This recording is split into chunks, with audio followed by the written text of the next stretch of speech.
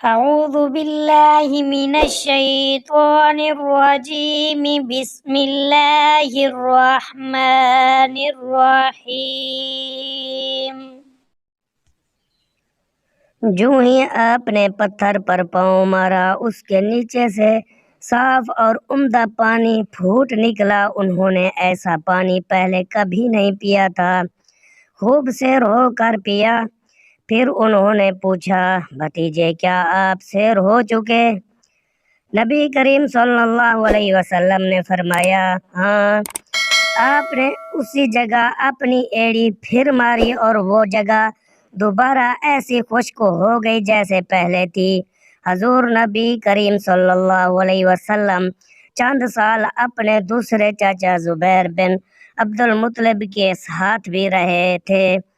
اس زمانے میں ایک مرتبہ حضور صلی اللہ علیہ وسلم اپنے ان چاچا کے ساتھ ایک قافلے میں یمن تشریف لے گئے۔ راستے میں ایک وادی سے گزر ہوا۔ اس وادی میں ایک سرکش اونٹ رہتا تھا، گزرنے والوں کا راستہ روک لیتا تھا، مگر جو ہی اس نے نبی کریم صلی اللہ علیہ وسلم کو دیکھا تو فوراً بیٹھ گیا اور زمین سے اپنی چھاتی رگڑنے لگا۔ آپ اپنے اونٹ سے اتر کر اس پر سوار ہو گئے۔ اب وہ اونٹ آپ کو لے کر چلا اور وادی کے پار تک لے گیا۔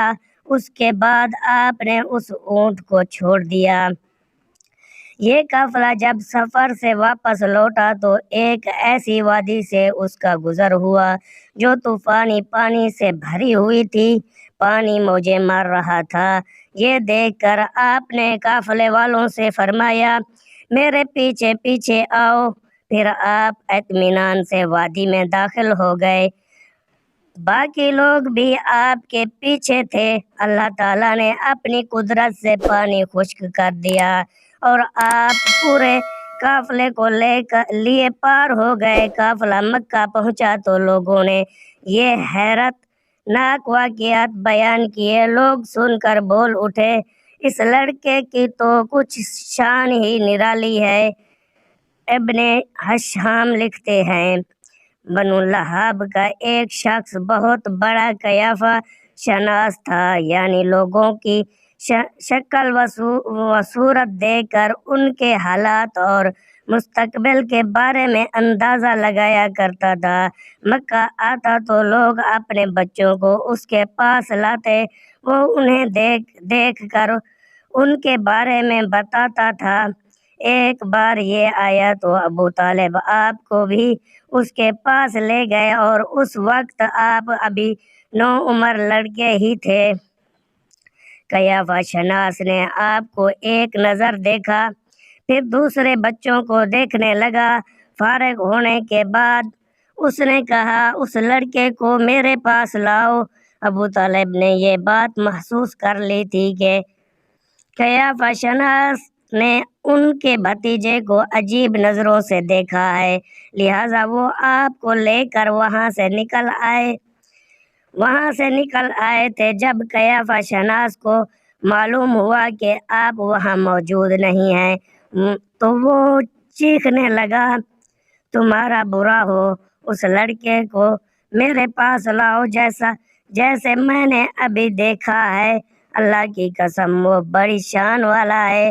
ابو طالب نے نکلتے ہوئے اس کے یہ الفاظ سن لیے تھے۔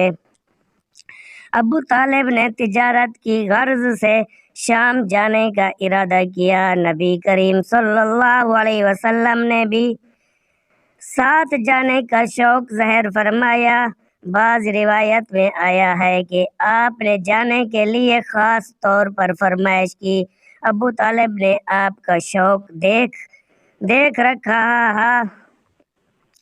اللہ کی قسم میں اسے ساتھ ضرور لے جاؤں گا، نہ یہ کبھی مجھ سے جدا ہو سکتا ہے، نہ میں اس سے کبھی اپنے سے جدا کر سکتا ہوں۔ ایک روایت میں یوں آیا ہے، آپ نے ابو طالب کی اونٹنی کی لگام پکڑ لی اور فرمایا، چاچا جان آپ مجھے کس کے پاس چھوڑے جا رہے ہیں؟ میری نہ ماں ہے نہ باپ۔ اس وقت آپ کی عمر مبارک 9 سال تھی۔ آخر ابو طالب آپ کو ساتھ لے کر روانہ ہوئے، آپ کو اپنی اونٹنی پر بٹھایا، راستے میں عیسائیوں کی ایک عبادت گاہ کے پاس ٹھہرے۔ خانقاہ کے راہب نے نبی کریم صلی اللہ علیہ وسلم کو دیکھا تو چونک اٹھا۔ اس نے ابو طالب سے پوچھا، یہ لڑکا تمہارا کون ہے؟ انہوں نے جواب دیا، یہ میرا بیٹا ہے۔ یہ سن کر راہب نے کہا، یہ تمہارا بیٹا نہیں ہو سکتا۔